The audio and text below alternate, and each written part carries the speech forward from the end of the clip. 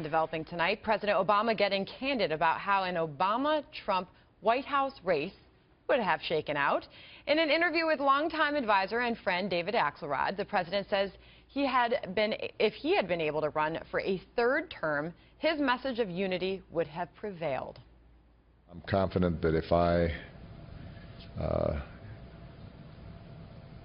had run again and articulated it, I think I could have mobilized a majority of the American people to rally behind it. I know that in conversations that I've had with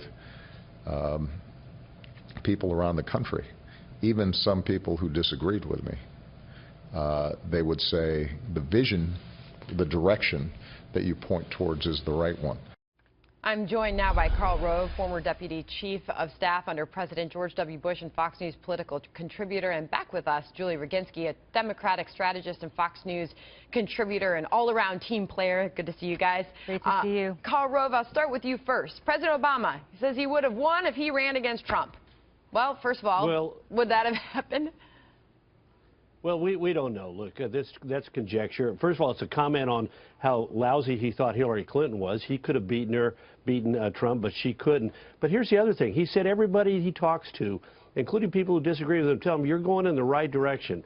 Well, in the 2012 exit polls, 46% said they thought the country was going in the right direction. This year, 33% said they thought the country was going in the right direction. People who thought it was off on the wrong track, in 2012, 52%. This year, 62%. So, look, we will never know because the Constitution forbids him from running for a third term. But it's just conjecture. But the dynamic this year was intensely less positive than it was in 2012 when he eked out a just over 3% victory. And it makes you remember all those things he said out on the campaign trail when he and the First Lady were campaigning for Hillary Clinton. She is the most qualified candidate to beat Donald Trump. Well, he's kind of saying the opposite here, right, Julie? Well, first of all, I don't know if you could see me do an eye roll all the way from here, but who cares? I mean, as Karl pointed out, this is a complete hypothetical. Karl is right. It was more of a statement, I think, about her candidacy than it was about anything else. Look, if you look at his numbers, he's at 54% on average approvals. Trump is at 44%. Trump is actually upside down with his approval-disapproval. So, you know, and that's okay. But Julie, let me challenge you with some of the numbers here because he hasn't helped out his party very much. Democrats lost over 1,000 seats under Obama. I'll give you the grand total. We're looking at a net loss of 1,042 state and federal Democratic posts, including congressional and state legislative seats, governorships, and the presidency. How do you explain that? Yeah, it's been a total disaster on the state level and also on the federal level, but he's talking purely about himself, and he's not talking about anybody else. Could he, Barack Obama, have beaten Donald Trump? And I think he believes the answer is yes. I have no idea whether he would or not have. I think it's, as Karl pointed out, largely irrelevant because we have a Constitution that prevents it. If you're talking about the numbers that under the Obama administration have happened to the Democrats, you're absolutely right. The Democrats have had a shellacking time and time again during the administration. It doesn't mean that Barack Obama, with his approval ratings, would have not beaten Donald Trump with his approval ratings. And Karl is right. It was basically a judgment more on Hillary Clinton's campaign than on anything else.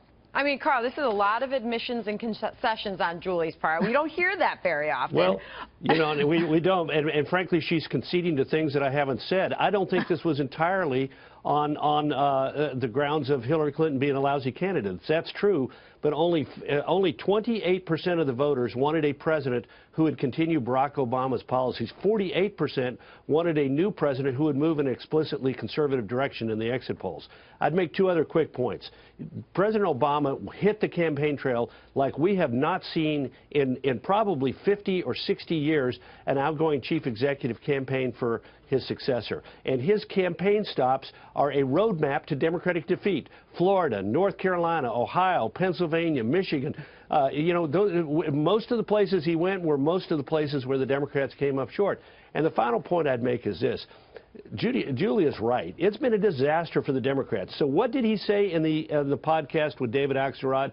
His priority at his nonprofit, nonpartisan, tax-deductible presidential center is, quote, to help young leaders become organizers, journalists, and politicians by giving them the tools for progressive change. Now, that's got to cheer the Republicans, because that means he's going to keep doing what he's been doing, but it might also upset the IRS because it's in violation of the law to use a nonprofit presidential center to do that kind of stuff. We've got to leave it there, but it's nice to see you two be so nice to each other. But remember what's on the line here, because on his many campaign appearances in September, Obama declared that his legacy's on the ballot. So he's trying to step in and shore up something. Great to have both of you here. Good to see you both. Good to see you. Carl, Julie, Thank you.